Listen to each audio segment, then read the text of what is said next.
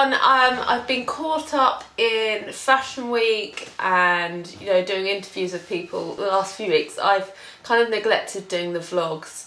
I'm still getting a lot of emails in from you lovely people who have responded to some of my honest vlogs about, you know, health issues, mental illness, chronic fatigue syndrome, etc. So I thought this one I would do kind of a recap on how I'm getting on depression wise. Rosie, come here. Come on. I planned to do this video months ago because I found myself in a really good place and I was feeling really positive about things, and I thought, oh, this will be a great video to put out there because people will see that you can come out the other side and things do get better. But then, as these things go, things went drastically bad suddenly, and I found myself extremely low again, feeling, you know, that kind of hopeless feeling. I was exhausted, I was very weepy and emotional, and just felt pretty, you know, dark and gloomy. So I then put off the video because I didn't feel like I wanted to put that video out there because I didn't think it would be an uplifting thing for people to see. I didn't think it would give them that hope that things can, you know, improve. So anyway, now I feel in that place again to do it, and hopefully will make those that doubt that they're going to get better realise that, you know, you will, hopefully, very soon. Obviously it's a constant battle, much like many mental illnesses. It's not like you're fixed, you're cured, and that's it, hooray, hurrah, woo! Every day you have to take it as it comes, and you may well, you know, sink again, but knowing that you have got through it before, hopefully that will give you the confidence that you can do it again.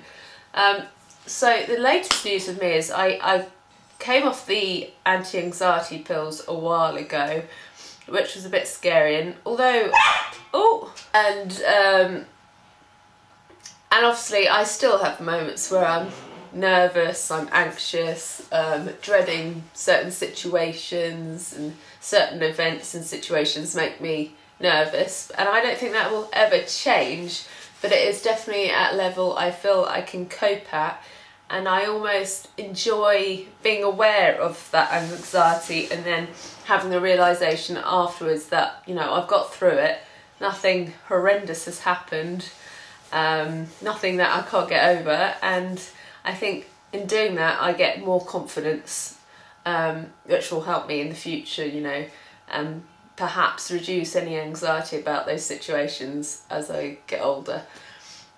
Now, in terms of the antidepressants, I've been in a reasonable place for a little while. So I went to the doctor and we had our review, which we have every few weeks, about where I'm at with everything, and we discussed the idea of perhaps coming off them, because we realised that, you know, I got to a place on the scale and I kind of plateaued. I wasn't getting any better, I was just, you know, constant and all right. So when that happens, that's when you can kind of consider coming off them, because antidepressants are meant to just get you to that level either you were before when things were normal, or to a level when you can cope. As soon as it stops kind of increasing your mood, there's no need to take them anymore, unless you feel there's kind of a stressful event coming up or trauma that's continuing, that you feel that you need to maintain it somehow via the antidepressant. So I've done it the proper way. I've kind of reduced it in the way the doctor advised, so reduced the dosage per day, and at the moment I'm actually taking a percentage of a pill every other day, so I'm doing it very gradually. But during the first couple of weeks of reducing my dosage, I felt very nauseous, very sick.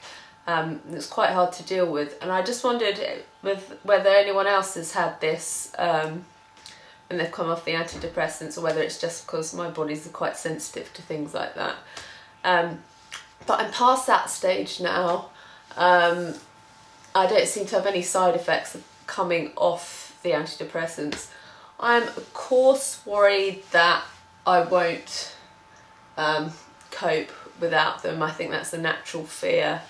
I don't expect myself to be okay and happy all the time, because being a human and living every day, it's not going to be happy. There are going to be things that make me sad, things that make me stressed, things that make me scared. But I guess it's about knowing that it's at a level that I think I can deal with and cope with. But if I find I can't and it's all a bit too much, or something traumatic happens to me again that brings me back to the moment that led me to being on them in the first place, then I'm not going to see any shame in going back on them. I'm just going to see how it pans out. Hopefully I'll do all right. Yeah, that's about it. It's been a stressful couple of weeks, so I'm not going to lie, I've had a few teary moments, but nothing too horrendous yet. So if you're interested in hearing how I do coming off them completely when I'm totally without the medication, then I will be happy to do that. I'd love to hear how any of you have done when you've come off antidepressants, whether most of you have stayed off them, or whether you've needed to go back, or whether you sought out alternative sort of ways to help. So yeah, that's just a recap on all that sort of stuff. If you want me to recap on any of my other health issues, I'll be happy to do that. Hoping you're all doing as well as you can be. We're in this together. Please don't ever give up. Lots of love.